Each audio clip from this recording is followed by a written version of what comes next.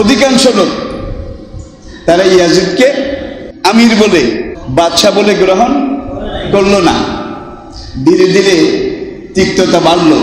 হাসান হোসেন তো প্রথম থেকেই মানেন নাই। হাসানকে বিষ দিয়ে শহীদ করা হলো, ঠিক কিনা? এবং ইতিহাসে দেখা হইল যে হাসানের বউ জায়েদা, হাসানের স্ত্রী জায়েদা নাকি হাসানকে পানির সাথে বিষ খাওয়াই দিয়েছে। এটি হলো পরবর্তী ইতিহাস। এটাকে আপনারা বিশ্বাস করেন? এমন এক সময় আমি আপনাদের সাথে কথা বলছি, যে সময়টা ইমাম মাহাদি আসার একেবারে মুখামুখি সময়, ঠিক কিনা বলেন? গজওয়ায়ে হিন্দ, হিন্দুস্তানের সাথে যুদ্ধ, এই সময়টা একেবারে মুখামুখি। সেই যুদ্ধ কিন্তু ভিতরে শুরু হয়ে গেছে।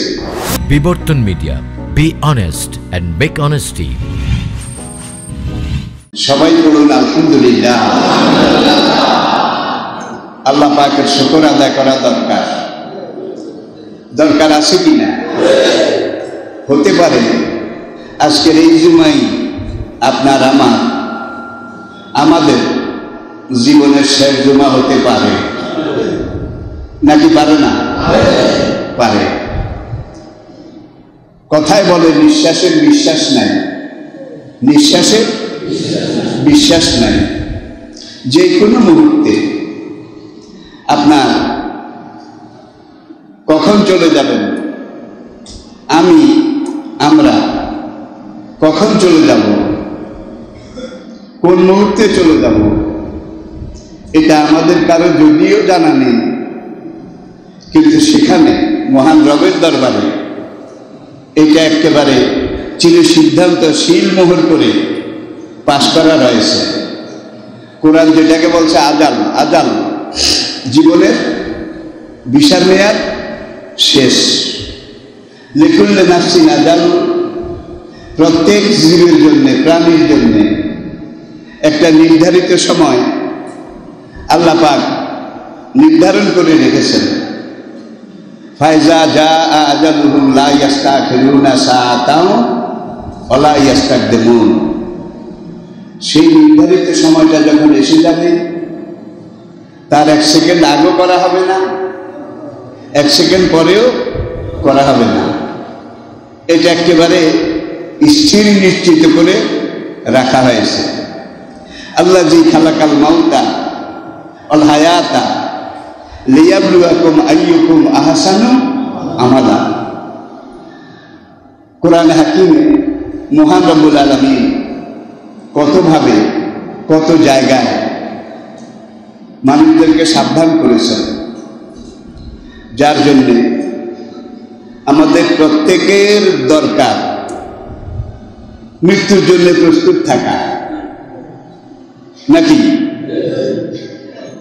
নবীজির জীবনে কোনো পাপ ছিল না, কোনো গুনাহ ছিল না, কিন্তু হুজুর ইরশাদ করেন, আমি প্রতিদিন কমপক্ষে 70 বার তওবা করি। আমরা কয়বার করি? তওবা করার সুযোগটা যে পাবেন, এটার গ্যারান্টি কার কাছে আছে বলেন? একজনের কাছেও নেই। সুতরাং তাওবা ইস্তেগফার বেশি করে সবসময় পড়া দরকার, করা দরকার, ঠিক কিনা বলুন? আজকে মুহররম মাসের 8 তারিখ, আপনারা সবাই জানেন। মুহররম হারামন সম্মানিত, হরমন সম্মানজনক। এই মুহররম মাসকে আল্লাহ পাক কোরআনে বলেছেন শাহরুল হারাম, হারামের মাস। আল্লাহ পাকের ডিকশনারিতে, ক্যালেন্ডারে 4টা, একটা হলো মুহররম, আরেকটা রজব, আরেকটা জুলকাদ, আরেকটা জুলহজ। এই 4টা হলো হারামের মাস। জিলহজ মাসে আমরা হজ করি, কোরবানি করি, সারা দুনিয়ার মুসলমানরা দুনিয়ার প্রত্যন্ত এলাকা থেকে এসে মিনকুল্লে ফাজ্জিন আমিক, কোরআন বলছে মিনকুল্লে ফাজ্জিন আমিক, দুনিয়ার বিভিন্ন দেশ অঞ্চল থেকে, প্রত্যন্ত অঞ্চল থেকে জিলহজ মাসে আল্লাহর বান্দারা আসতে থাকে। এর মধ্যে বাঙালি, বিহারি, ইরানি, তুরানি, আরব অনারব, সুন্দর কালো, নাকি সব দেশের, সব অঞ্চলের, সব ভাষার, সব বর্ণের মানুষ আছে, কিন্তু প্রত্যেকের লেবাস এক। কি? প্রত্যেকের লেবাস সেখানে এক, এহরামের পোশাক। আমি কি বুঝাতে পেরেছি? পোশাকেও তারা এক। লাব্বাইক আল্লাহুম্মা লাব্বাইক, লাব্বাইক লা শারীকা লাকা লাব্বাইক, ইন্নাল হামদা ওয়ান নি'মাতা লাকা ওয়াল মুলক লা শারীকা লাক। বিভিন্ন ভাষার মানুষ, বিভিন্ন দেশের, বিভিন্ন অঞ্চলের, বিভিন্ন বর্ণের, বিভিন্ন রঙের, কিন্তু প্রত্যেকের মুখে কথা একটা, লাব্বাইক আল্লাহুম্মা লাব্বাইক। এটা দিয়ে আল্লাহ আমাদেরকে বুঝিয়েছেন যেই দেশের, যেই বর্ণের, যেই ভাষারই হও, তোমরা সব এক জাতি। কয় জাতি? এক জাতি। সেই জাতির নাম মুসলমান। মিল্লাতা আবিকুম ইব্রাহিম হুয়া সাম্মাকুমুল মুসলিমিন। আর মুসলমানদের বৈশিষ্ট্য কি? ইন্নামাল মুমিনুনা ইখওয়াতুন, যারা মুমিন, যারা মুসলমান, দুনিয়ার যেই দেশের, যেই বর্ণের, যেই ভাষারই হোক, তারা সব কিন্তু এক জাতি। কি? এক জাতি। এরপরে আসুন, লা ইয়াত্তাখিযুল মুমিনুনাল কাফিরিনা আউলিয়া মিন দুনিল মুমিনিন। কোরআনে আল্লাহ পাক জীবনের কোনো দিক, কোনো ব্যাপার, কোনো কিছু বলার বাকি রাখেননি। তিনি বলছেন যেই দেশের, যেই রঙের, যেই ভাষার মানুষই হোক, যারা পড়েছে লা ইলাহা ইল্লাল্লাহু মুহাম্মাদুর রাসূলুল্লাহ, তারা সব এক জাতি। ঠিক কিনা বলেন? হাদিস শরীফে নবীজি আমাদেরকে এটার ব্যাখ্যা এভাবে দিয়েছেন, সারা দুনিয়ার মুসলমান যেই দেশেরই হোক, সব মুসলমান মিলে একটা বডি, একটা শরীর, একটা দেহের মতো। শরীরের কোনো জায়গায় একটু ব্যথা পায়, আঁচড় লাগে, এটার ব্যথা শুধু আঁচড় লাগার জায়গা যেটা, সেটাই লাগে না, পুরা দেহে লাগে। এইভাবে দুনিয়ার কোনো অঞ্চলের মুসলমান যদি ব্যথিত হয়, ক্ষত বিক্ষত আহত হয়, যে আহত হয় শুধু সেই ব্যথা পায় না, পুরা মুসলমান জাতি ব্যথা পায়। সেই অনুভূতি কি আজকে আছে? আমাদের মধ্যে আছে? তাহলে আমরা কোথায় গিয়ে পৌঁছেছি একটিবার চিন্তা করেন। তাহলে মুহররম মাস, কারবালার ঘটনা, হুসাইন রাদিয়াল্লাহু তাআলা আনহুর শাহাদাত, শুধু এটার জন্যই মুহররম মাস বিখ্যাত নয়। মুহররম মাসের আরো অনেক দীর্ঘ ইতিহাস, মহাকাল ব্যাপী মুহররম মাসের ইতিহাস। সংক্ষেপে এভাবে, প্রথম মানুষ আদম আলাইহিস সালাম, তাকে আল্লাহ সৃষ্টি করেছেন, তার ভিতরে রূহ দিয়েছেন। আদম আলাইহিস সালাম জীবনের স্পন্দন, প্রাণের স্পন্দন যেদিন পেয়েছেন, সেই দিনটা ছিল 10ই মুহররম, ইয়ামে আশুরা। পড়ুন সুবহানাল্লাহ। মহান রব্বুল আলামিন আরশ, কুরসি, লৌহ, কলম, এই 4টা জিনিস সৃষ্টি করেছেন, সেই দিনটাও ছিল আশুরা। মহান রব্বুল আলামিন আদম আলাইহিস সালামকে জান্নাতে রেখেছেন মা হাওয়া সহ, সেই দিনটা ছিল আশুরা। আবার জান্নাত থেকে দুনিয়াতে পাঠিয়েছেন, সেই দিনটাও ছিল আশুরা। সাইয়েদনা নূহ আলাইহিস সালাম প্রবল তুফান, বন্যা, এই ভয়াবহ বিপদ থেকে নূহ আলাইহিস সালামের জাহাজ বর্তমান উত্তর ইরাকের পূর্ব দিকে জুদি পাহাড়, ফাস্তাওয়ালা জুদি, আল্লাহ বলছেন জাহাজ গিয়ে জুদি পাহাড়ে ঠেকল। সেই দিনটাও ছিল 10ই মুহররম, ইয়ামে আশুরা। সাইয়েদনা ইব্রাহিম আলাইহিস সালাম তাকে অগ্নিকুণ্ড থেকে, নমরুদের জ্বলন্ত এই আগুন সমুদ্র থেকে আল্লাহ পাক নাজাত দিয়েছেন। সেই দিনটাও ছিল আশুরা। নবী মুসা আলাইহিস সালামকে আল্লাহ পাক কোহে তুরে ডেকে নিয়ে তাওরাত কিতাব তার উপরে নাজিল করেছিলেন। সেই দিনটাও ছিল ইয়ামে আশুরা, মুহররমের 10 তারিখ। ঈসা আলাইহিস সালাম তাকে আল্লাহ পাক আসমানে তুলে নিয়েছেন। সেই দিনটাও ছিল ইয়ামে আশুরা। ইদ্রিস আলাইহিস সালাম তাকে আল্লাহ পাক জান্নাতে আযকুর ফিল কিতাবি ইদ্রিস ইন্নাহু কানা সিদ্দিকান নাবিয়্যা ওয়া রাফা'নাহু মাকানান আলিয়্যা। তাকে আল্লাহ পাক জান্নাতে নিয়ে গেছেন। এই দিনটাও ছিল আশুরা। একটু চিন্তা করুন তাহলে এই যে আশুরা, এটা কারবালার জন্য শুধু আশুরা নয়, আবার কিয়ামত হবে। ইসরাফিল আলাইহিস সালাম সিংহায় ফুঁক দিবেন, সেই দিনটাও ইয়ামে আশুরা।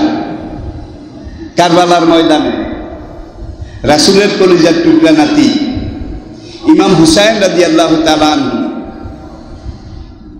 তিনি যে শাহাদাত বরণ করেছেন, সেই দিনটাও ছিল 10ই মুহররম, ইয়ামে আশুরা। তাহলে আমরা বুঝতে পারলাম এই মুহররম মাস, এই আশুরা, এটা আল্লাহ পাকের কাছে এমন একটা চিহ্নিত দিন, চিহ্নিত ক্ষণ, এমন একটা নির্ধারিত সময়, যেটার গুরুত্ব শুধু ইসলামের ইতিহাসে নয়, মানুষের ইতিহাসে, এই দুনিয়া আসমান জমিন সৃষ্টির ইতিহাসে সবচাইতে উল্লেখযোগ্য ঘটনা। হুজুর সাল্লাল্লাহু আলাইহি ওয়াসাল্লাম ইরশাদ করেছেন, ইয়ামে আশুরা 10ই মুহররম, এত ইতিহাস, এত ঘটনা পরম্পরা আল্লাহ ঘটিয়েছেন। এতে বোঝা যায় দিনটার গুরুত্ব কত বেশি। আরেক হাদিসে হুজুর ইরশাদ করেছেন যে রমজান মাস, শাহরু রমাদান, এটার পরে আল্লাহ নবী মুহররম মাস এবং আশুরা, এটার গুরুত্ব সবচেয়ে বেশি দিতেন। হযরত ইবনে হাজার আসকালানী রাহিমাহুল্লাহ আলাইহি ইমাম, তিনি সহিহ সনদে একটা হাদিস এইভাবে লিখেছেন, যে ব্যক্তি আশুরার এই মুহররম মাসের 10 তারিখ একটা নফল রোজা রাখবে, সেই ব্যক্তির পিছনের 40 বছরের সগীরা গুনাহ আল্লাহ পাক মাফ করে দেবেন। কবিরা গুনাহ কিন্তু তওবা ছাড়া মাফ হয় না। এরপরে আসুন, মক্কার জীবন শেষ হয়ে গেল, হুজুর সাল্লাল্লাহু আলাইহি ওয়াসাল্লাম হিজরত করলেন মদিনার দিকে, আল্লাহর নির্দেশে হিজরত করে চলে গেলেন। এই তারিখটাও ছিল মুহররমের 1 তারিখ, মুহররমের 1 তারিখ। এই 1 তারিখকে সাইয়েদনা ওমর ফারুক রাদিয়াল্লাহু তাআলা আনহুর জামানায়, খেলাফতের জামানায় একটা ক্যালেন্ডার দরকার, হিসাবের দিনপঞ্জি, এটাকে পাওয়ার জন্যে, খোঁজার জন্যে, জানার জন্যে। খ্রিস্টানদের আছে এই শতাব্দী, আরেক জাতির আছে আবার আরেক রকমের হিসাব। এর আগে মুসলমান জাতির কোনো ক্যালেন্ডার ছিল না, যার জন্য সাইয়েদনা ওমর ফারুক রাদিয়াল্লাহু তাআলা আনহু তার খেলাফতের জামানায় সাহাবায়ে কেরাম মজলিসে শুরা, মানে এমপি, সংসদে যারা আইন প্রণয়ন করবেন আলাপ আলোচনার মাধ্যমে, সংসদে যারা জাতীয় আন্তর্জাতিক ব্যাপারে সিদ্ধান্ত গ্রহণ করবেন, আজকের হলো জাতীয় সংসদ, আর তখনকার ছিল মজলিসে শুরা। কি ছিল? মজলিসে শুরা। এমন এমন বাছাই করা সাহাবীদের মধ্যে, সাহাবীরা তো সবাই একেবারে কাঁচা সোনা, একেবারে পাকা সোনা ছিলেন। এনাদের থেকেও আবার বাছাই করে করে এই সোনার মধ্যে যে সোনার টুকরাগুলো সবচাইতে পারফেক্ট, সবচাইতে নিখুঁত, নিরঙ্কুশ, এমন লোকদেরকে বাছাই করে করে শুরা সদস্য, আইন প্রণয়ন, সিদ্ধান্ত গ্রহণ, পরামর্শ দেওয়ার জন্যে এই মজলিসে শুরা বা পার্লামেন্ট এটা গঠন করেছিলেন। আল্লাহর নবীর যে মজলিসে শুরা ছিল, এর 1 নম্বর উপদেষ্টা ছিলেন আবু বকর রাদিয়াল্লাহু তাআলা আনহু। দেখুন, যে আবু বকর রাদিয়াল্লাহু তাআলা আনহু সম্পর্কে আল্লাহ নবী ইরশাদ করেছেন যে আমি দুনিয়া থেকে চলে গেলে আবু বকর দুনিয়ার শ্রেষ্ঠ মানুষ। আল্লাহু আকবার। আমি নবী চলে গেলে আবু বকর দুনিয়ার সবচাইতে পারফেক্ট মানুষ। আমি পৃথিবী থেকে চলে গেলে আবু বকর এই পৃথিবীর সবচাইতে সুপারম্যান। আর আল্লাহ নবীর উপদেষ্টা পরিষদে এই আবু বকর, ওমর, ওসমান, আলী, এই থেকে শুরু করে এমন এমন ব্যক্তিরা, সাহাবারা ছিলেন যারা সেই যুগের সাহাবায়ে কেরামদের মধ্যে বাছনি করা ছিলেন। ঠিক কিনা বলেন? আর এই যুগের পার্লামেন্ট শুরার মেম্বার কারা? কি? যারা সবচেয়ে বেশি ফাসেক নাকি?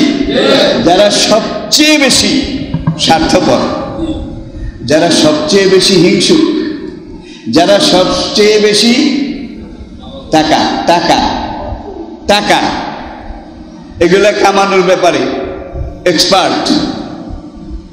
তাহলে আমাদের এখনকার অবস্থা আর তখনকার অবস্থা যদি একটু আমরা চিন্তা করি, ভালো মানুষ 2-1 জন যদি আসতে চায়, তাদেরকে আসতে দেওয়া হয় না। ঠিক না বে ঠিক? তাহলে বুঝা গেল সব শিয়ালের এক রা। এবারে আসুন, ইমাম হুসাইন রাদিয়াল্লাহু তাআলা আনহু, তার কি শিক্ষা দীক্ষা, লেখাপড়া, বুঝ, জ্ঞান এগুলা কম ছিল? কাঁচা ছিল? তার উস্তাদ ছিলেন খোদ নবী পাক সাল্লাল্লাহু আলাইহি ওয়াসাল্লাম। ইমাম হুসাইনের উস্তাদ ছিলেন সাইয়েদনা আলী রাদিয়াল্লাহু তাআলা আনহু, আব্বা। ইমাম হুসাইনের উস্তাদ ছিলেন মা ফাতেমা খাতুনে জান্নাত রাদিয়াল্লাহু তাআলা আনহা। তাহলে রাসূল যে হুসাইনের উস্তাদ, আলী রাদিয়াল্লাহু তাআলা আনহু যে হুসাইন রাদিয়াল্লাহু তাআলা আনহুর উস্তাদ, ফাতেমা রাদিয়াল্লাহু তাআলা আনহা যে হুসাইনের উস্তাদ, সেই হুসাইন কি লেখাপড়ায় কোনো অপক্ষ কাঁচা ছিলেন নাকি? এলেমে, আমলে, শিক্ষায়, দীক্ষায়, তাহজিবে, তামাদ্দুনে, এলেমে, আমলে কোন দিকে কম ছিলেন? আর রাসূলের সবচেয়ে আদরের নাতি ছিলেন এই 2 জন, হাসান এবং হুসাইন রাদিয়াল্লাহু তাআলা আনহুমা। আপনারা জানেন আবু বকর রাদিয়াল্লাহু তাআলা আনহু দিয়ে ইসলামী খেলাফত শুরু, আলী রাদিয়াল্লাহু তাআলা আনহুর শাহাদাত, ইসলামের খেলাফত শেষ। 30 বছর। কয় বছর? 30 বছর। যে 30 বছর ইসলামের 500 বছরের সোনালী যুগের শুরু, উদ্বোধন, ওপেনিং খোলাফায়ে রাশেদার 30 বছর। আলী রাদিয়াল্লাহু তাআলা আনহুর শাহাদাতের পরে খেলাফত শেষ হয়ে গেল, বিদায় নিয়ে যেতে বাধ্য হলো মানুষের লোভ, লালসা, কামনা, বাসনা, স্বার্থপরতা। এইটার সামনে খেলাফত পারফেক্ট ইসলামিক শাসন, ইসলামী ব্যবস্থা পারফেক্ট, এটা বিদায় নিয়ে গেল, রাজতন্ত্র শুরু হলো। ইসলাম কিন্তু কোনো অবস্থাতে রাজতন্ত্র সমর্থন করে না, ঠিক কিনা বলেন? ইসলামের রাষ্ট্র ব্যবস্থা হবে খিলাফত। ইন্নী জাইলুন ফিল আরদে খলিফা, মানুষ আল্লাহর জমিনে আল্লাহর খলিফা। আরেক আয়াতে আল্লাহ পাক বলছেন, তোমাদের মধ্যে যারা নেককার ইমানদার, তোমাদের মধ্যে যারা পারফেক্ট মানুষ, ভালো মানুষ, তাদেরকে আমি আল্লাহর ওয়াদা লা ইস্তাখলিফান্নাহুম ফিল আরদ, এই জমিনে আমি তাদেরকে খেলাফত দান করব। তাইলে খেলাফত পাওয়ার জন্য ইমানদার, আমলদার, নেককার, পারফেক্ট, মার্জিত, পরিপূর্ণ আদর্শ মানুষ হওয়া দরকার, ঠিক কিনা বলেন? এখন যখন খেলাফত শেষ হয়ে গেল, রাজতন্ত্র শুরু হয়ে গেল, তখন ইসলামী প্রজাতন্ত্রের মানুষ বিভিন্ন পর্যায়ে ভাগ ভাগ হয়ে গেল। একদল যারা একটু বেশি লোভ লালসায় কাতর ছিল, তারা মুআবিয়া রাদিয়াল্লাহু তাআলা আনহুর পক্ষে চলে গেল। আর যারা একটু নেককার পরহেজগার ইমানদার, তারা ইমাম হাসান হুসাইনের দলে পক্ষে চলে গেল। আরেক দল চরমপন্থী তখন সিফিনের যুদ্ধের পরে আত্মপ্রকাশ করল। এই চরমপন্থী দলের নাম খারেজি। কি নাম? খারেজি। এই খারেজিরাই কিন্তু কুফার কেন্দ্রীয় জামে মসজিদে সাইয়েদনা আলী রাদিয়াল্লাহু তাআলা আনহু তাকে শহীদ করে দিয়েছিল। ইতিহাস আপনারা জানেন। সময় এগিয়ে যাচ্ছিল, মুআবিয়া রাদিয়াল্লাহু তাআলা আনহু, আর যাই হোক, জলিলুল কদর সাহাবী ছিলেন। কি? তিনি কাতিব ওহী, 70 জন ওহী যারা লিখতেন কোরআনের ওহী, এই 70 জনের একজন ছিলেন। কে? মুআবিয়া রাদিয়াল্লাহু তাআলা আনহু। যার জন্যে মুসলমানরা মুআবিয়া রাদিয়াল্লাহু তাআলা আনহুর সময়ে বেশি হইচই, বেশি বাক বিতণ্ডা, তর্ক বিতর্ক করে নাই। মন্দের ভালো, মন্দের ভালো, কিন্তু মুআবিয়া রাদিয়াল্লাহু তাআলা আনহু সাহাবী হিসেবে মুআবিয়া রাদিয়াল্লাহু তাআলা আনহু তার ইজ্জত, সম্মান, তার পারফেক্টনেস, স্বচ্ছতা, পবিত্রতা, এই ব্যাপারে সন্দেহের কোনো অবকাশ নেই। এর জন্য মুসলমানরা তখনও কিছু ধৈর্যশীল ছিল। রাজতন্ত্র মানে রাজা ইবনে রাজা, ইবনে রাজা, ইবনে রাজা। আমি কি বুঝাতে পেরেছি? রাজা পুত্র রাজা।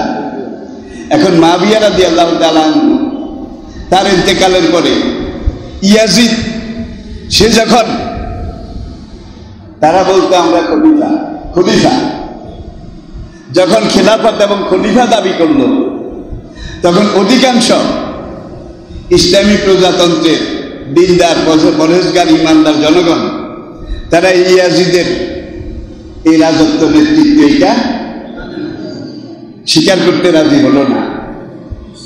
এবার পুরা মুসলিম, তখন মুসলিম দুনিয়া বলতে আমরা বলবো জজিরাতুল আরব, রোমান সাম্রাজ্যের কিছু অংশ, পারস্য সাম্রাজ্যের কিছু অংশ, মিশর পর্যন্ত, এগুলো মুসলমানদের, ইসলামের আওতায় চলে এসেছিল, এটা আপনারা জানেন। এবং সেই দেশের আয়তন ছিল 12.5 লক্ষ বর্গ মাইল। বাংলাদেশ মাত্র 54,000 বর্গ মাইল। 12.5 লক্ষ বর্গ মাইল, যেটা তদানীন্তন পৃথিবীর অর্ধেক। এই পর্যায়ে যখন ইসলামী দেশ হিসেবে স্বীকৃতি পেল, ইয়াজিদ সে নিজে বলল, আমি আমিরুল মুমিনিন, আমি খলিফাতুল মুসলিমিন, আমি এই, আমি সেই। প্রথম সেই খুতবা দেওয়ার পরে সাহাবারা কয়েকজন সেখানে উপস্থিত ছিলেন, তারা সেখান থেকে বেরিয়ে গেলেন। কারণ চরিত্রগত দিক থেকে ইয়াজিদ সে ইয়াজিদই ছিল। দীর্ঘ আলোচনার সময় এখানে আমাদের হাতে নেই, যার জন্যে মদিনা এবং মক্কা, যেটা তখনকার হেজাজ এই অঞ্চলের অধিকাংশ লোক তারা ইয়াজিদকে আমির বলে, বাদশা বলে গ্রহণ করল না। ধীরে ধীরে তিক্ততা বাড়ল, বাক বিতণ্ডার সৃষ্টি হলো। হাসান হোসেন তো প্রথম থেকেই মানেন নাই, কি হাসানকে বিষ দিয়ে শহীদ করা হলো, ঠিক কিনা? এবং ইতিহাসে দেখা হইল যে হাসানের বউ জায়দা হাসানের স্ত্রী জায়দা নাকি হাসানকে পানির সাথে বিষ খাওয়াই দিয়েছে। এটি হলো পরবর্তী ইতিহাস। আচ্ছা, এটাকে আপনারা বিশ্বাস করেন? জায়দা পুত্রবধূ কার? মা ফাতেমা। জায়দা পুত্রবধূ কার? আলী রাদিয়াল্লাহু তাআলা আনহু ছেলে বউ। আর আলীর মতো এমন একজন পারফেক্ট মানুষ ফাতেমা রাদিয়াল্লাহু তাআলা আনহা, যিনি জান্নাতের মহিলাদের সর্দার। এই আলী ফাতেমা দম্পতি তারা বোধহয় তাদের বড় ছেলে হাসানের জন্য দেখে শুনে এমন একটা বউ বাছনি করলেন, যে বউটা আগামী দিনে নিজের স্বামীকে বিষ খাওয়ায় হত্যা করবে।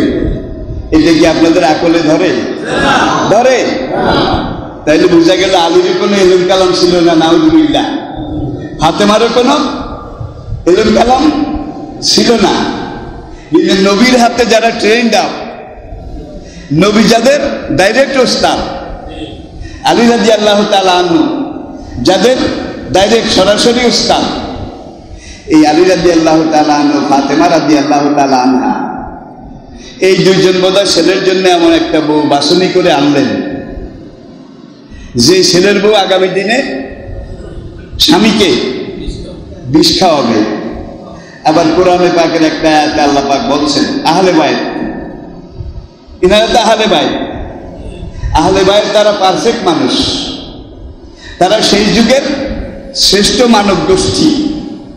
পাপ পঙ্কিলতা তাদেরকে স্পর্শ করতে পারে না।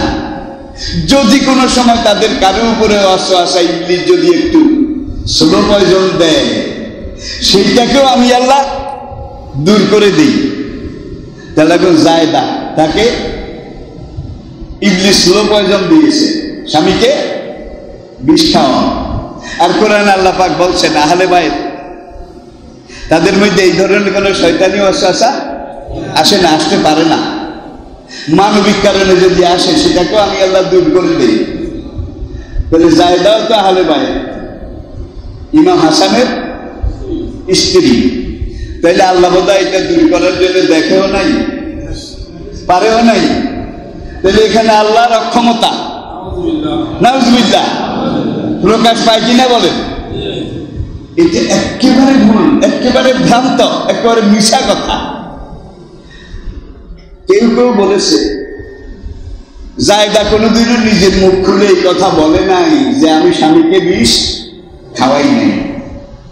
দেখুন, বাতিল সব যুগেই কিন্তু আল কুফর মিল্লাতু ওয়াহিদা, সারা দুনিয়ার বাতিল কিন্তু এক, সারা দুনিয়ার বাতিল কিন্তু একই সুরে, একই টোনে, একই ভাষায় কথা বলে, ঠিক কিনা বলেন?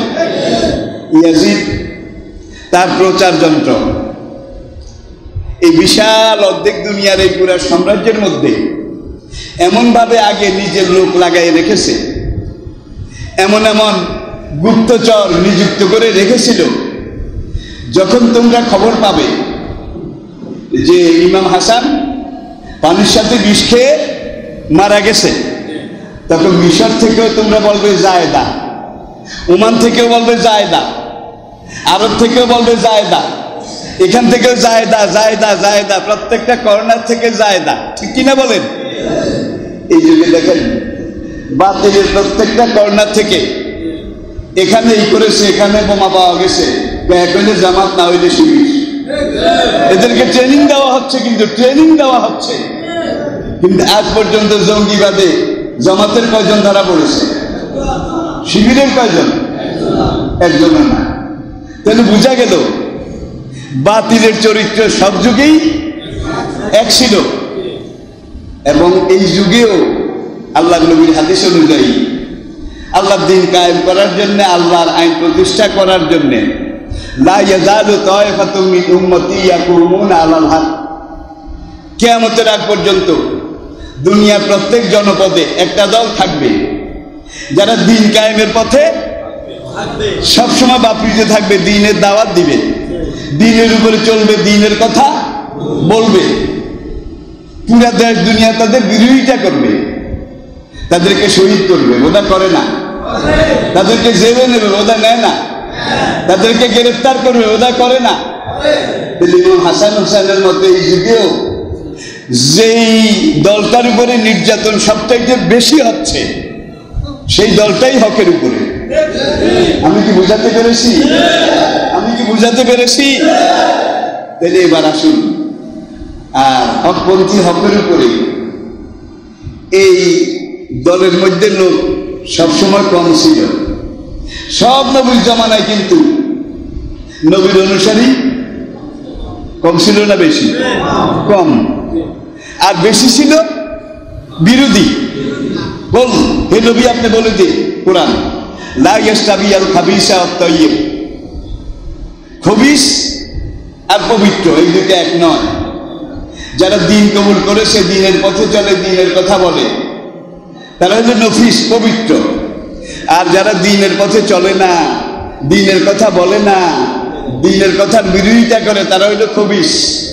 খবিস, আমাদের দেশে খবিস একটা কথা আছে, কিন্তু তারা হইল খবিস। খবিসের দল সব যুগে বড় ছিল, আর নফিসের দল সব যুগে ছোট ছিল। ওলা আজাবাত কা কাসরাতুল খাবিস, হে নবী, খবিসের দল বড় বেশি, তাদের হাতে আইন আছে, সরকার আছে, তাদের হাতে র্যাব আছে, পুলিশ আছে। এত কিছু থাকার পরেও আপনার চিন্তিত হওয়ার কোনো কারণ নাই, ঠিক কিনা বলেন? আমি একটা চিকন কথা বলেছি, তবে হক কথা। এত জুলুম নির্যাতনের বিরুদ্ধেও শুধু বাংলাদেশে না, দুনিয়ার প্রত্যেকটা মুসলিম দেশে, এমনকি অমুসলিম দেশেও একটা দল আছে, নাকি নাই?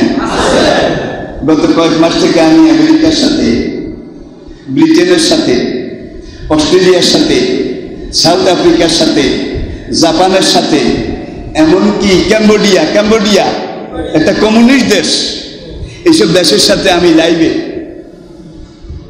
প্রোগ্রাম করি, মত বিনিময় করি। আর দুনিয়ার বিভিন্ন দেশ সফরেও আমি দেখেছি, প্রত্যেকটা অমুসলিম দেশে কিন্তু ইসলামী সংগঠন আছে, নাকি নাই? ইসলামী সংগঠনের কর্মী আছে। আচ্ছা, হুসাইন এইবার কুফার দিকে যাচ্ছেন, এই পর্ব শেষ। কুফার লোকেরা বারবার চিঠি লেখে, লোক পাঠায়, আপনি আমাদের সাথে আসেন, এখানে আসেন, আমরা সবাই আপনার হাতে বায়াত করব। আমরা রাজত্ব মানি না, আমরা খেলাফত চাই, আপনি আমিরুল মুমিনিন, খলিফাতুল মুসলিমিন, আপনি আসেন। আল্লাহু আকবার। হুসাইন রাদিয়াল্লাহু তাআলা মদিনা থেকে রওনা করলেন। বড় বড় সাহাবায়ে কেরাম, সম্মানিত রাসূলের অনেক সাহাবী তখন জীবিত, ঠিক কিনা? তারা বললেন, আইয়ুহাল ইমাম, ইমাম আপনি পারমিশন দেন, আমরা আপনার সাথে যাব। বলা যায় না, ইয়াজিদকে বিশ্বাস করা যায় না, যদি কোনো বিপদ হয়। হুসাইন সোজা সাপটায় বললেন, তারা আমাকে যেতে বলেছে, আমি সেখানে গিয়ে দেখি না অবস্থাটা কি। দেখেন, এই বিশ্বাসটাই কিন্তু কাল হয়েছে, ঠিক কিনা বলেন? কিন্তু বোঝা যায় মুসলমানও যদি হয়, ফাসিকের কথায় কোনো সময় বিশ্বাস করা ইজা জাআকুম ফাসিকুন বিনাবাই, সূরা মুমতাহিনা প্রথম আয়াত। কোন ফাসিক যখন তোমাকে এসে কোনো কথা বলে, খবরদার তুমি সেটা বিশ্বাস করো না। আগে যাচাই বাছাই করো। এই যুগে মুমিন যে সমাজে আছে সেই সমাজে ফাসিকের সংখ্যা বেশি না কম? অনেক বেশি, অনেক বেশি। তবে নিরাশ হবেন না। আজকে খুতবার আলোচনার শেষের দিকে যে জিনিসটা আমি আপনাদেরকে বলবো, এমন এক সময় আমি আপনাদের সাথে কথা বলছি যে সময়টা ইমাম মাহাদি আসার একেবারে মুখামুখি মুখামুখি সময়, ঠিক কিনা বলেন? গজওয়ায়ে হিন্দ, হিন্দুস্তানের সাথে যুদ্ধ, এই সময়টা একেবারে মুখামুখি মুখামুখি। সেই যুদ্ধ কিন্তু ভিতরে ভিতরে শুরু হয়ে গেছে। যুদ্ধ বোধহয় এত সকালে লাগতো না, তারা লাগাইছে কি? রাবণের আগুনে লঙ্কা জ্বলে পড়ে ছাই। ইমাম মাহাদি আসার পরে, ঈসা আলাইহিস সালাম আসার পরে এখানে ভয়াবহ হিন্দুস্তানে গজওয়ায়ে হিন্দ চলবে। আর এই গজওয়ায়ে হিন্দের মুজাহিদেরা ভারতের শাসকদেরকে লোহার শিকলে বেঁধে সিরিয়ার পূর্ব দিকে ইমাম মাহাদি এবং ঈসা আলাইহিস সালামের general headquarters AHQ army headquarter, হিন্দুস্তানের শাসকদেরকে লোহার শিকলে বেঁধে সেখানে নিয়ে যাবে। এতে বোঝা গেছে শাসককে নয়, শাসকদেরকে। এই হাদিসের এবারতে বোঝা যায় ভারত তখন কয়েক ভাগে ভাগ কিন্তু হয়ে যাচ্ছে। একবারে আসুন, ফোরাত নদীর কুড়ে কারবালা নামক স্থানে ইয়াজিদের 10,000 সশস্ত্র সৈন্য সেখানে ইমাম হোসেনকে বাধা দিল যে আপনি মদিনার দিকে রিটার্ন ব্যাক করেন, ফিরে যান, আপনাকে কুফা যেতে দেওয়া হবে না। ইমাম হুসাইন বললেন হোয়াই নট, কেন দেওয়া হবে না? তখন বলল এটা আমাদের বাদশাহ হুজুরের নির্দেশ। বাদশাহ হুজুর কে? কারণ ইয়াজিদ এটা বুঝতে পেরেছিল হুসাইন যদি সিরিয়া দামেস্কে কুফায় আসে, জনস্রোত থামানো যাবে না, আম জনতা তাদেরকে কন্ট্রোল করা, এমন এক জোয়ার আসবে ইমামের দিকে, তখন এজিদের রাজত্ব এটা আর হালে পানি পাবে না। বাধা দিল। সংক্ষেপ কথা 10 দিন তিনি সেখানে অবরুদ্ধ অবস্থায় থাকলেন। অবরুদ্ধ 10 দিন, মুহররমের 1 তারিখ থেকে 9 তারিখ তিনি সেখানে অবরুদ্ধ ইয়াজিদের 10,000 সৈন্য দ্বারা পরিবেষ্টিত ঘেরাও অবস্থায় থাকলেন। অনেক রকমের বার্গেনিং, কথাবার্তা, মত বিনিময় এগুলো হলো। হুসাইনের একই কথা যে আমার নানাজির খুন রাঙ্গা ইসলাম, আমার নানাজির দাঁত ভাঙ্গাই ইসলাম, আমার নানাজির মাথার খুনি ভাঙ্গাই ইসলাম, আমার নানাজির রক্তে গোসল করানো ইসলাম। এই ইসলাম আর ইসলামী খেলাফত এটাকে আমি ছাড়তে পারবো না, আমাকে যেতে দাও। কুফার লোকেরা, সিরিয়া দামেস্কের লোকেরা তারা কি বলতে চায় এটা দেখার সুযোগ দাও। ওরা সুযোগ দিল না। 9 তারিখে রাতে আলটিমেটাম দিল যে আগামীকাল সকাল 9টার মধ্যে আপনি যদি আমাদেরকে সিদ্ধান্ত না দেন, হুসেনকে বলছে ইয়াজিদের সেনা কমান্ডাররা, তাহলে আপনাকে আমরা হয় গ্রেফতার করব, না হলে আপনাকে আমরা শেষ করে দেব, আপনাকে আর মদিনাতেও ফিরে যেতে দেব না। আলটিমেটাম, চরমপত্র। হুসাইন রাদিয়াল্লাহু তাআলা ক্যাম্পে এসে 70 জন, কোন কোন বর্ণনায় 72 জন, এরা কিন্তু সব আহলে বায়ত, হাসান হুসাইনের নবীজির পরিবারের লোক, নবী পরিবার। এই 72 জনের মধ্যে রুগ্ন ব্যক্তি ছিল, মহিলা ছিল, কোলের শিশু ছিল। এখন মদিনা থেকে হোসাইন যদি যুদ্ধের নিয়তে বের হতেন, তাহলে কোলের শিশু, নারী, রোগা মানুষ, তিনি যুদ্ধের নিয়তেই তো আসেন নাই। যুদ্ধ করার জন্য তো অনেক সাহাবী বলেছেন আমরা সঙ্গে যাব, ইমাম তাদেরকেও সঙ্গে নেননি। যুদ্ধের নিয়তেই তিনি ফোরাত নদীর কুল পর্যন্ত, কারবালা পর্যন্ত আসেননি। শেষ পর্যন্ত ইতিহাস কি এটা আপনারা সবাই জানেন। ফজরের নামাজের আগে আগে তিনি পরিবার পরিজন নিয়ে ছোট্ট একটা মিটিং করলেন তাঁবুর ভিতরে, যে তোমাদের সাথে হয়তো এটাই আমার জীবনের শেষ কথা। তোমরা আজকের পরে হয়তো আমাকে আর পাবেও না, দেখবেও না, কথা বলার সুযোগও পাবে না। শেষবারের মতো আমাকে দেখে নাও, আমি তোমাদেরকে দেখে নেই। আজকে আমার জীবনের একটা শেষ অধ্যায়। এখানে একটা হাদিস আছে, সনদের ব্যাপারে কেউ কেউ কিছু কথা বলেছেন। হাদিসটা হলো, সারা রাত তিনি মুনাজাত করেছেন, কেঁদেছেন। ফজরের আগে আগে তার একটু তন্দ্রা আসলো, তন্দ্রা। এই তন্দ্রার মধ্যে ইমাম স্বপ্নে দেখলেন আল্লাহ নবী তার সামনে এসেছে, শরীর থেকে টপ টপ টপ টপ করে রক্ত পড়তেছে, ভাঙ্গা দাঁতের রক্ত পড়তেছে, মাথার খুলি ভাঙ্গার রক্ত পড়তেছে। রাসূল বলছেন, ইয়া বুনাইয়া, কলিজার টুকরা নাতি, আজকে তুমি আমার সাথে জান্নাতে একত্রে ইফতার করবে, আমার সাথে একত্রে মিলিত হবে। এই স্বপ্নের পরে হোসাইন রাদিয়াল্লাহু তাআলা আনহু তিনি আরো কনফার্ম হলেন যে আমার আজকেই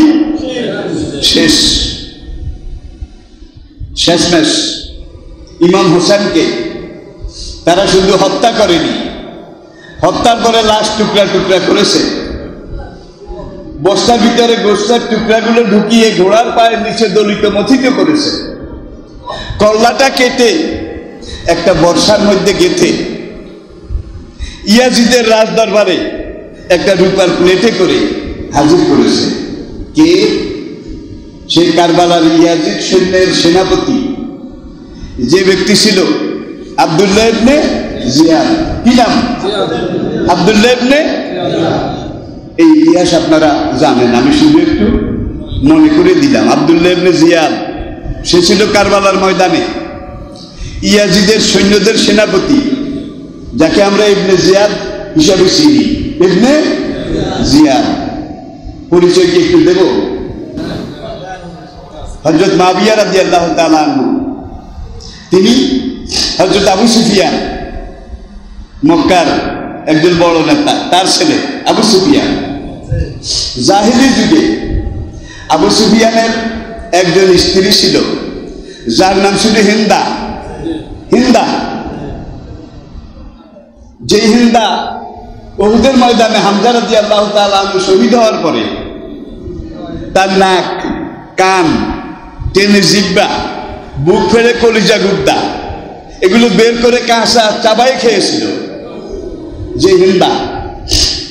সে হিন্দার গর্ভে, হিন্দা কিন্তু বিবাহিত বৈধ স্ত্রী, এই হিন্দার গর্ভের সন্তান ইয়াজিদ। আবার সেই আবু সুফিয়ানের এক দাসী ছিল, দাসী, যার নাম ছিল সুমাইয়া। কি নাম? সুমাইয়া। এই সুমাইয়া দাসী মানে রক্ষিতা, বাংলায় বললে বলতে হবে উপপত্নী। কি? পত্নী ছিল হিন্দা, বৈধ স্ত্রী, পরে মুসলমান হয়েছিল অবশ্য মক্কা বিজয়ের দিনে। আবু সুফিয়ানও মুসলমান হয়েছিল, হিন্দাও। ইতিহাস আপনারা জানেন, সেটা আজকে বলার মতো সময় আমাদের হাতে নেই। এখন আবু সুফিয়ানের বৈধ স্ত্রী ছিল হিন্দা, হিন্দার গর্ভে ইয়াজিদ, আবু সুফিয়ানের একমাত্র ছেলে। আর উপপত্নী রক্ষিতা সুমাইয়া, তার গর্ভে আরেকটা সন্তান, তার নাম ছিল কি? জিয়াদ। জিয়াদ আব্দুল্লাহ ইবনে। তাহলে আমরা দেখি জিয়াদ আবু সুফিয়ানের অবৈধ সন্তান, উপপত্নীর ঘরে গর্বে, আর ইয়াজিদ আবু সুফিয়ানের বৈধ সন্তান। তাইলে যে জিয়াদের ছেলে আব্দুল্লাহ আজকে কারবালা ময়দানে ইয়াজিদের এই সৈন্যদের পরিচালক, সেনাপতি। আমরা জানি ইবনে জিয়াদ, তার নাম আব্দুল্লাহ, বাবার নাম জিয়াদ। জিয়াদ নিজে আব্দুল্লাহর বাবা, উপপত্নীর গর্ভে জন্মগ্রহণ করেছে, যার জন্য অনেক ঐতিহাসিক বলেছে যে এই কারবালার ময়দানে যে আব্দুল্লাহ ইবনে জিয়াদ হুসাইনকে এইভাবে টুকরা টুকরা করেছে, দলিত মর্জিত করেছে, ঘোড়ার পায়ের নিচে তার দেহ টুকরাকে দলিত মর্জিত করেছে। বাংলাদেশে একটা কথা আছে, পোংটার ঘরের পোংটা, পোংটার ঘরের পোংটা। তাইলে এই যে আব্দুল্লাহ ইবনে জিয়াদ, সে কিন্তু পোংটার ঘরের পোংটা। সে এই ধরনের আচরণ এটা করতেই পারে, করতেই পারে। ইমামের কথা শেষ। সেদিন শুক্রবার ছিল, 10ই মুহররম ছিল, আজকে 8ই মুহররম নাকি 1442, একজনও কয় না।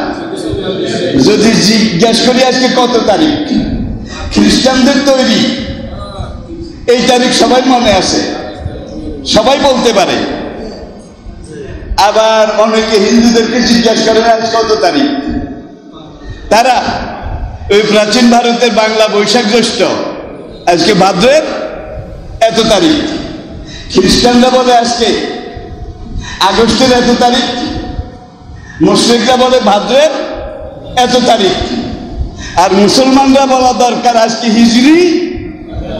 মুসলমানদের ক্যালেন্ডার কিন্তু হিজরি, রোজা ওই হিজরি ক্যালেন্ডারে, কি হজ হিজরি ক্যালেন্ডারে, কোরবানি হিজরি ক্যালেন্ডারে। তাইলে এই জন্য চাঁদের মাসের হিসাব। ইয়াসআলুনাকা আনিল আহিল্লাহ কুল হুয়া মাওয়াকিতু লিন্নাস, আল্লাহ পাক বলছেন রোজার মাস, কোরবানির ঈদ, আশুরা, মুহররম, এগুলো দেশে বের করার জন্য যে ক্যালেন্ডার সেটা হলো ইসলামী ক্যালেন্ডার, সেটা হলো হিজরি সন। আল্লাহ নবী যেদিন মক্কা থেকে রওনা করেছেন সেই দিন থেকে হিজরিয়াত। আর এখন 1442, আজ থেকে 1442 বছর আগে আল্লাহ নবী মক্কা থেকে মদিনায় হিজরত করেছেন। তাহলে হিজরি সনটাও মুসলমানদের বোধহয় সবচেয়ে বেশি জানা দরকার নাকি? কারণ দেখেন, যদি আগস্ট মাসে কোরবানির ঈদ হইত, ইংরেজি ক্যালেন্ডার আগস্ট, তাহলে সারা জীবন বড়দিন, বড়দিন যেরকম একই সনের একই দিনে, কোরবানিও একই সনের একই দিনে হইতো, ঠিক কিনা বলেন? রোজা যদি ইংরেজি সময় হইতো তাহলে একই সময় হইতো, কিন্তু হিজরি সময় যখন হয় তাহলে প্রতি 36 বছর পরে একবার ওই মাসে আবার আসে। 36 বছর, এক একটা হিজরি মাসের উপরে 3 বছর। এতে করে রোজা বৈশাখ মাসে হয়, আষাঢ় মাসে হয়, মাঘ মাসে হয়, পুরা বছর সারাউন্ডিং করে। এটা ইসলামিক ক্যালেন্ডার যে আমার বান্দারা আষাঢ় মাসে, বৈশাখ মাসের গরমে রোজা রাখতে কেমন কষ্ট, গরমও বেশি, দিনও বড়, আবার মাঘ মাসে কত সহজ এটা বুঝুক। যে সময় বেশি গরম সে সময় তারা ইমানের পরীক্ষা দেখ, যে সময় কম গরম সে সময় তারা ইমানের পরীক্ষা দেখ। এটাকে আল্লাহ এইভাবে চন্দ্রমাসটাকে ঘুরিয়েছেন, ঠিক কিনা বলে? তাহলে মুসলমান হিসাবে এটা বোধহয় জানার দরকার আছে নাকি নাই? এবারে আসুন, যে কথাটা বলে আমি শেষ করছি। একটু আগে বলেছি সময় কিন্তু খুব করিব কাছে, যে কোনো সময় ইমাম মাহাদির ডাক আসতে পারে। সেই ডাকে আপনারা সাড়া দিতে প্রস্তুত আছেন? বর্তমান বিশ্বে ইসলাম আর মুসলমানদের সবচেয়ে বড় দুশ্মন আমেরিকা। কি?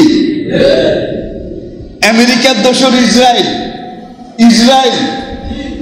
ইসরায়েল আর আমেরিকা, এই দুইটা দেশ ইসলাম আর মুসলমানদের সবচাইতে বড় শত্রু, ঠিক কিনা বলেন?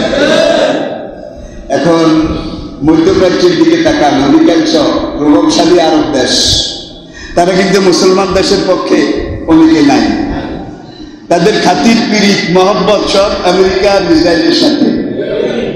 আমি বোধহয় বুঝাইতে পারি নাই।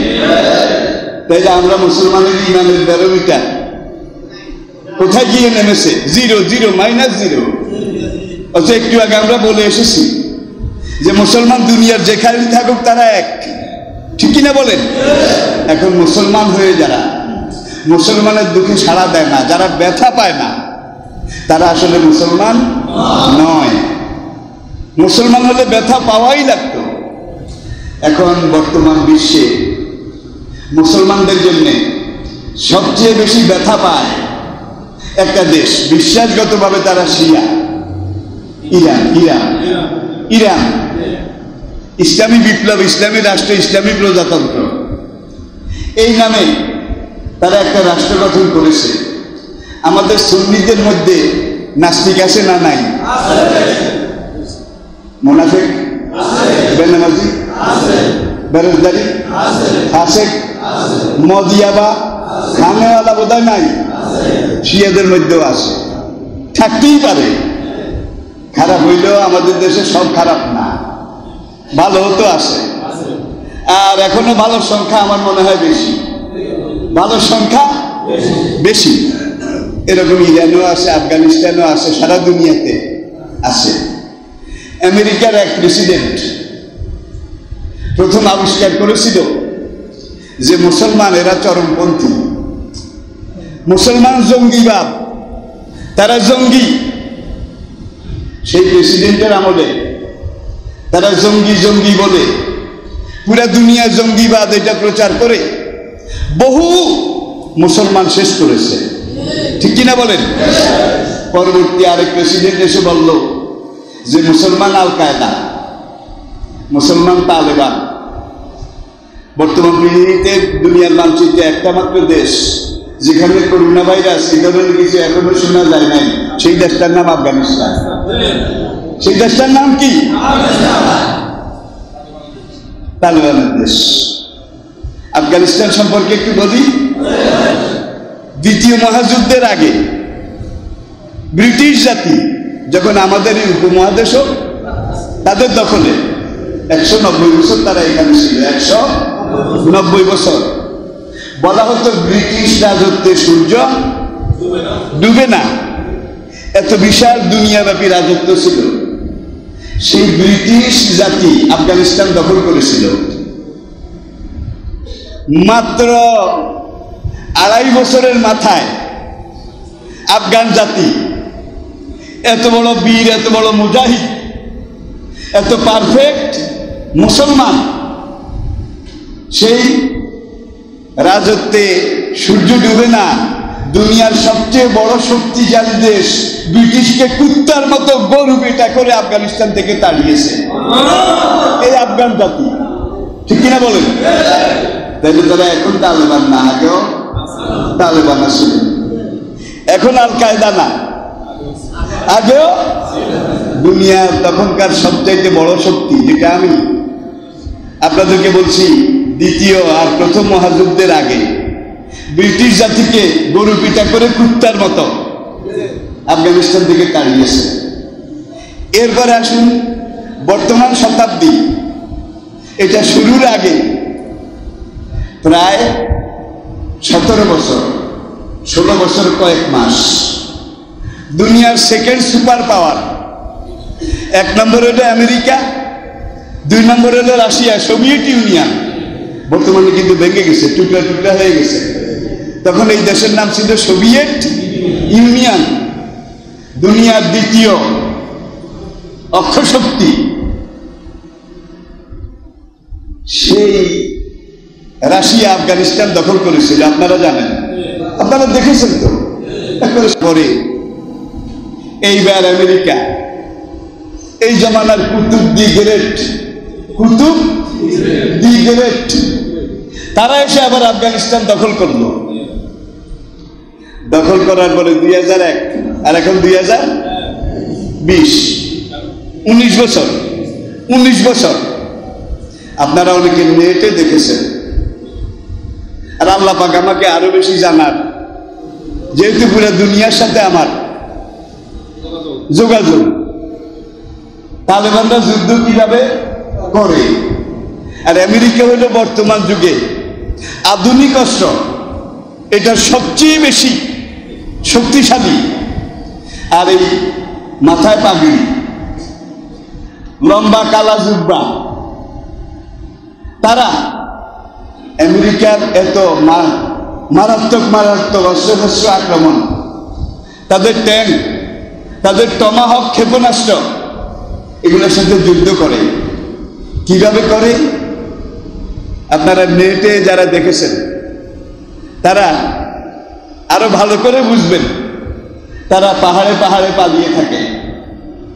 আমেরিকান জঙ্গি বিমান যখন আসে, তারা কয়েকজন ওখান থেকে বের হয়। বের হওয়ার সময় বলে আল্লাহু আকবার, আল্লাহু আকবার, সুবহানাল্লাহ, আলহামদুলিল্লাহ, ওয়া লা ইলাহা ইল্লাল্লাহ, আল্লাহু আকবার। তাদের ক্ষেপণাস্ত্র ছোট ছোট কাঁধে করে করে নেয়, কাঁধে করে করে। এখন তারা এইভাবে, আমেরিকান বিমান আসতেছে, এখন তারা আল্লাহু আকবার, আল্লাহু আকবার, মা রামাইতা ইজ রামাইতা ওয়ালাকিন্নাল্লাহ রামা।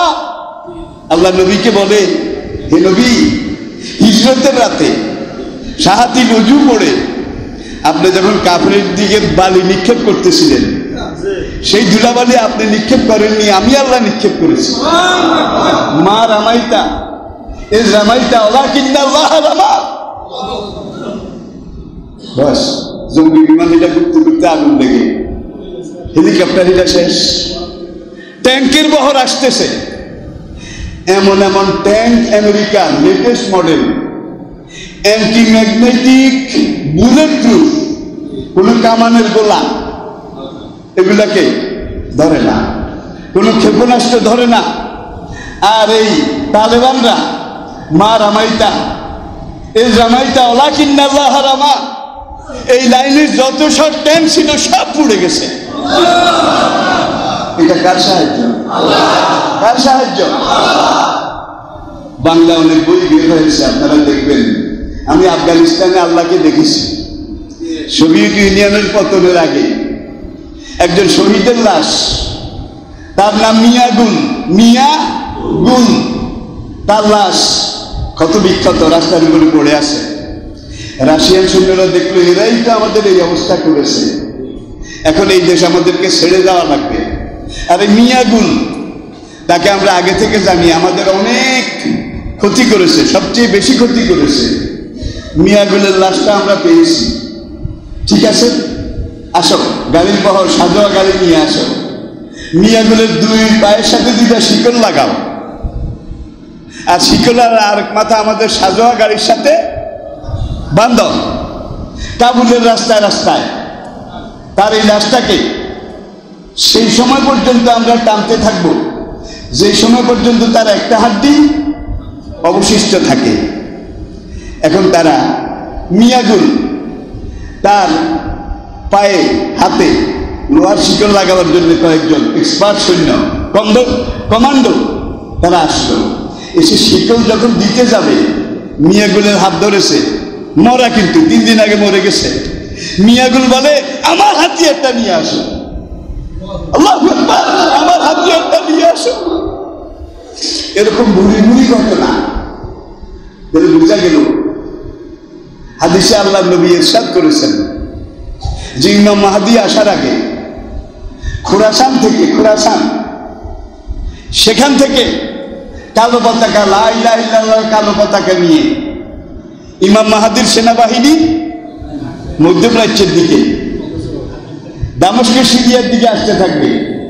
যে দামেস্ক হেডকোয়ার্টার, জেনারেল হেডকোয়ার্টার হবে, সেই দিকে আসতে থাকবে। এবং তারা খোরাসান, এখান থেকে বের হয়ে আল্লাহ নবী এই হাদিসটা আরো বলেছেন, পূর্ব দিকে খোরাসান থেকে, পূর্ব দিকে আপনি মানচিত্র দেখেন, ভূচিত্রা বলি দেখেন, সৌদি আরব থেকে খোরাসান কিন্তু পূর্ব দিকে, পূর্ব দিকে। আর এখন এই খোরাসান আফগানিস্তানে, এখানকার লোকেরা ব্রিটিশকে পরাজিত করেছে, কি রাশিয়াকে পরাজিত করে ভেঙেছে। আর আমেরিকা বর্তমানে কাতারে বসে বসে তালেবানের সাথে চুক্তি করেছে যে আমরা আর তোমাদের সাথে যুদ্ধ করব না, এখন আমরা বাড়ির দিকে ফিরে যাব, তবে আমাদের যে সৈন্যগুলো বেঁচে আছে এগুলোর একটারেও তোমরা মারিও না, অন্তত গোটা আমাদের দেশে আসতে দাও।